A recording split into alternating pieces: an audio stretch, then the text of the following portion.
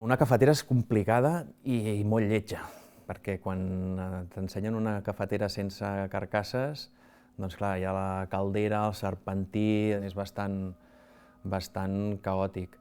El que sí que vam intentar és d'ordenar les coses. I el resultat doncs, va ser aquest disseny, que és un disseny molt simple, molt modular, bastant econòmic de produir i amb bastant d'impacte, no? Unes possibilitats de personalització diria que infinites. Nosaltres ens considerem una agència estratègica i això vol dir que entrem molt a l'inici dels projectes de disseny. Llavors ens permet això incidir també en l'arquitectura dels productes. I en aquest cas, amb un estudi de camp, va haver-hi una tendència que vam detectar que hi ha una comunicació molt directa entre el barista i l'usuari. Si la màquina és més baixa, facilita aquesta comunicació.